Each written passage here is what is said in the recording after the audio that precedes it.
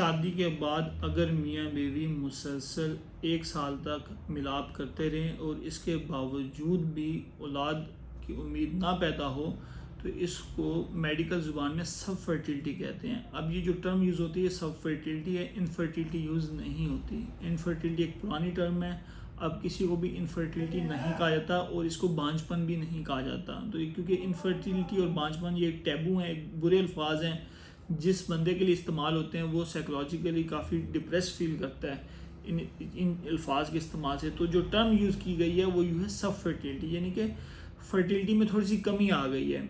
अब सब फर्टिलिटी जो है फीमेल के केसेस में क्या क्या इसकी बड़ी वजूहत हैं।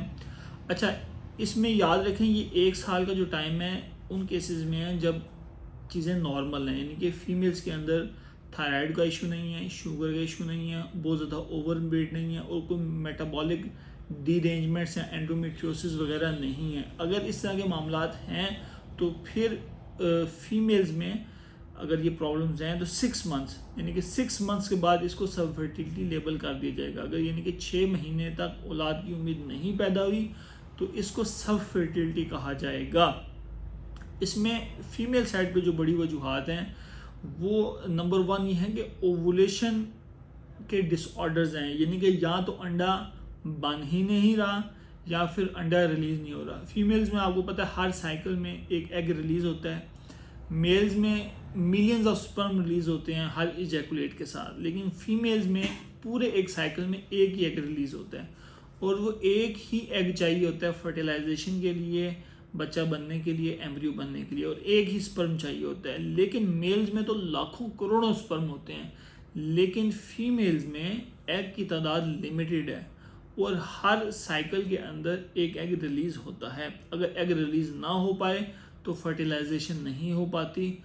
इसको कहते हैं प्रॉब्लम्स ऑफ ओवुलेशन, यानी कि एग बनने या रिलीज़ होने के मसाइल। अब एग बनने और रिलीज़ होने के मसाइल क्यों पैदा होते हैं इस पर हम तफसीली बात बाद में करेंगे। नंबर 2 पे आता है कि जो ट्यूब्स हैं फिलोपियन ट्यूब्स, यानी कि बच्चादानी से आगे अंडादानी होती है, अंडादानी से एग रिलीज़ होता है एक ट्यूब्स के जरिए, यानी कि दोनों तरफ 2 अंडादानियाँ होती हैं, हर साइकिल में किसी एक अंडादानी की तरफ से एग आता है, तो वो एक ट्यूब से गुजर के आता है जिसको कहते हैं फिलोपियन ट्यूब, और वो फिलोपियन ट्यूब से गुजर के आता है और यहाँ से बच्चादानी से स्पर्म गुजर के स्विम करके, स्पर्म प्रेशर से कोई नहीं जाता, स्पर्म ने खुद स्विम करके जाना होता है, तो वो स्विम करके ऊपर जाते हैं और वो एक जगह पे मिलते हैं फिलोपियन ट्यूब के अंदर।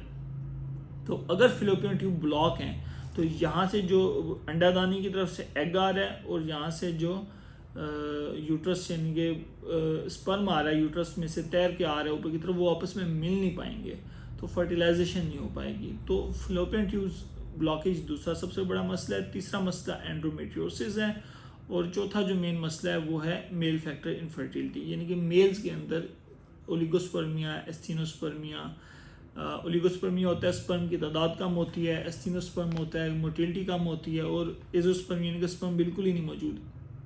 तो ये 40% मेल फैक्टर भी इसके अंदर इन्वॉल्व होता है। तो सबसे पहले ये है कि ओवुलेशन के प्रॉब्लम्स क्यों होते हैं। ओवुलेशन के प्रॉब्लम्स होते हैं सबसे इंपॉर्टेंट इसमें पीसीओएस, पॉलीसिस्टिक ओवरीज।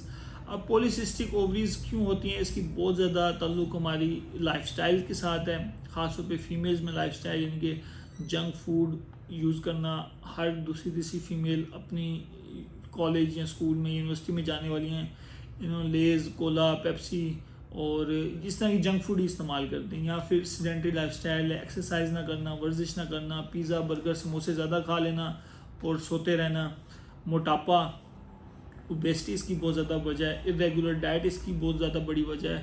और साइकोलॉजिकल प्रॉब्लम्स हैं, उठने का टाइम कुछ हो रहा है, जागने का टाइम कुछ हो रहा है, यानी कि पूरी लाइफ ही रूटीन ही ख़राब है। तो ये पीसीओएस की बहुत बड़ी वजह है।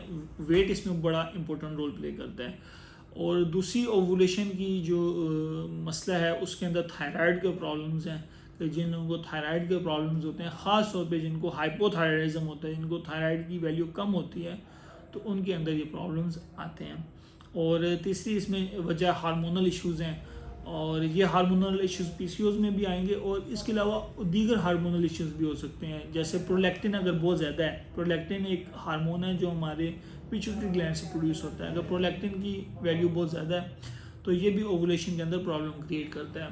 अब आ जाते हैं अच्छा, ये जो ओवुलेशन के प्रॉब्लम्स हैं ये आपको कैसे पता चलता है? तो इसके लिए अल्ट्रासाउंड के ज़रिए पता चलता है। अल्ट्रासाउंड से अंडे का साइज़ मेजर किया जाता है, इसको कहते हैं TVS अल्ट्रासाउंड, ट्रांसवैजाइनल अल्ट्रासाउंड। और अंडे का साइज़ जब मेजर किया जाता है तो ये इसके लिए सबसे अच्छा दिन जो है जिस दिन माहवारी शुरू हुई है उस दिन से लेके आगे 12वां दिन, ये जो 12th डे है इसके ऊपर TVS कराना सबसे बेस्ट है। अगर आपने एक ही कराना है तो, अगर आपने 3-4 कराने हैं तो फिर इसके लिए फॉलिकुलर ट्रैकिंग होती है कि अंडा जब से बना है और जिस तरह ग्रो कर रहा है, इसको कहते हैं फॉलिकुलर ट्रैकिंग।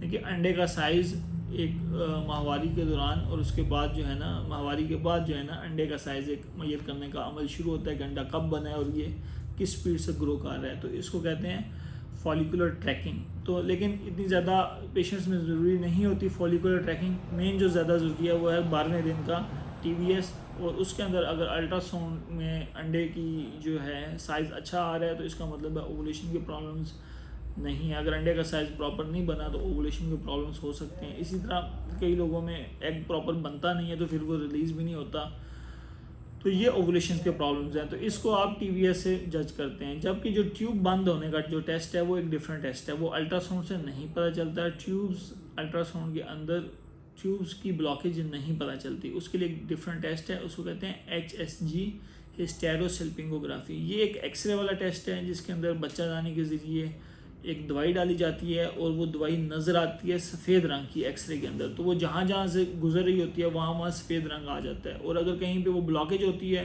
तो वहाँ पे सफ़ेद रंग नहीं आता, वो वैसे ही डार्क रहता है, तो उससे पता चलता है कि ट्यूब्स खुली हैं या बंद हैं। तो ये टेस्ट है हिस्टेरोसल्पिंगोग्राफी।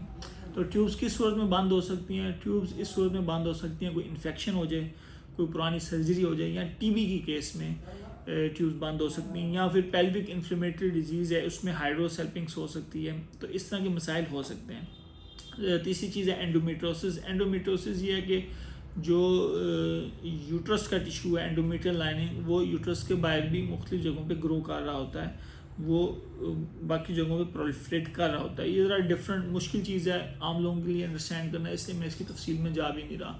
और चौथा फैक्टर है मेल फैक्टर इनफर्टिलिटी, जैसे मैंने पहले बताया एजोस्पर्मिया, एस्टिनोस्पर्मिया या ट्रैटोस्पर्मिया। तो ये चीज़ें कंट्रीब्यूट करती हैं सब फर्टिलिटी में। मैं दोबारा कहूँगा कि इसके लिए अब हम टर्म यूज़ करते हैं सब फर्टिलिटी। अगर आप बिल्कुल नॉर्मल हैं, मेल भी नॉर्मल है, फीमेल भी नॉर्मल है, 1 साल का अर्सा गुजर गया है तो चेकअप के लिए ज़रूर आएँ। अगर फीमेल के अंदर मोटापा है, शुगर है, थायराइड के मसले हैं, प्रोलैक्टिन का मसला है, या फिर मेटाबॉलिक डिजीज़ है कोई, तो 6 महीने के अंदर अंदर अपना चेकअप के लिए तशरीफ़ लाएँ। लोगों के ज़्यादातर मसले जस्ट दवाई से ही हल हो जाते हैं।